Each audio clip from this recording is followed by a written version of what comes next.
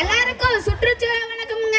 நாம வீடு கட்டுற ஆசையில மரத்தெல்லாம் வெட்டி பறவைகள் விலங்குகள் வாழ இடம் இல்லாம சுற்றுச்சூழலையே நாசமாக்கிட்டு இருக்கிறாங்க.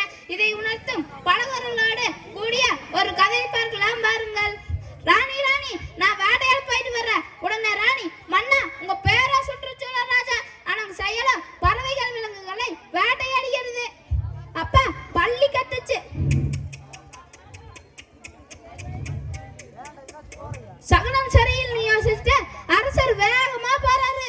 அப்ப வானத்துல காகங்க கூட்டமா கத்திட்டு பறந்து போச்சு.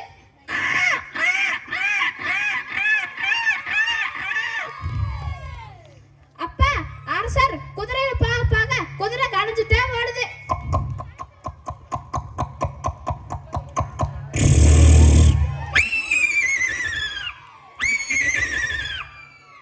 அப்ப மரத்து மேல கொண்டது கிளியும் கத்திட்டே பறந்து போச்சு.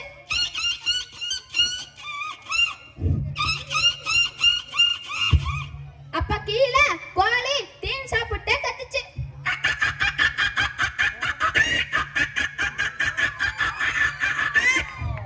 அதை பார்த்துட்டு சேவலும் கூட வந்து சாப்பிட்டுச்சு.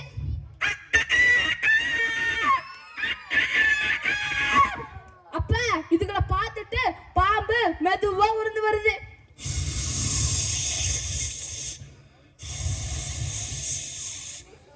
அப்ப நரி ஓலையிட்டுச்சு.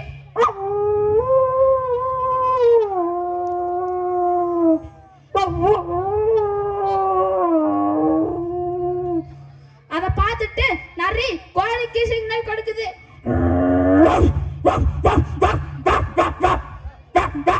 குட்டி நாயும் கத்திட்டே வந்துச்சு.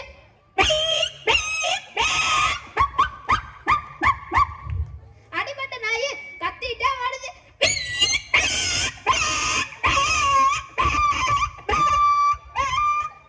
அத பார்த்துட்டு பூனை கத்திட்டே வந்துச்சு.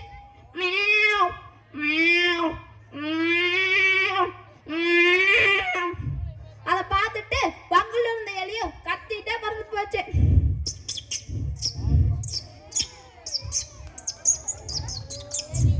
அப்ப வானத்துல ஃளைட் ஒன்னு பறந்து போச்சு.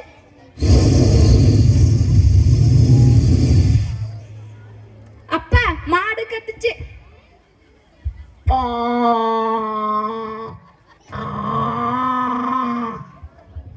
அப்ப ஆடும் புல் மேஞ்சிட்டே கத்துச்சு.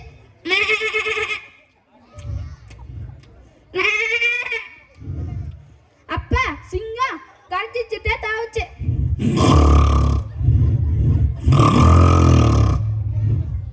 அப்ப ஒரு ட்ரெயின் குறுக்கால போச்சு.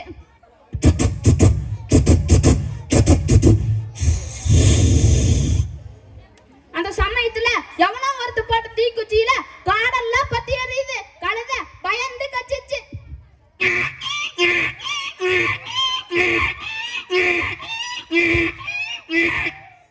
அப்ப யானை தன்னோட தும்பிக்கையில தண்ணீரை பீச்சி அடிக்குது.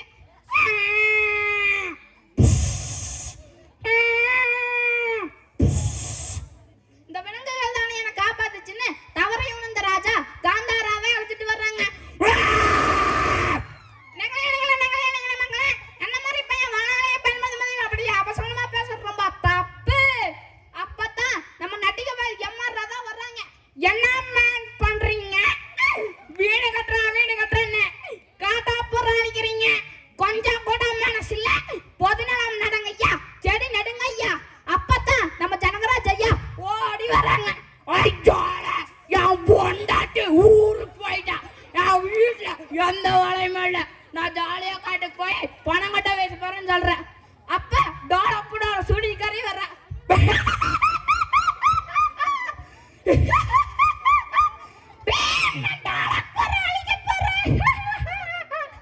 எல்லாத்து மாதிரியும் பேசியாச்சுங்க. இப்ப இந்த லாயுதன் பேசுற கேளுங்க. தயவு செஞ்சு மரத்தை வெட்டவே வெட்டாதீங்க. ஏன்னா என்னோட வருங்கால தலைமுறைக்கு சுத்தமான சுகாதாரமான பூமியை கொடுங்க. நன்றி, வணக்கம்.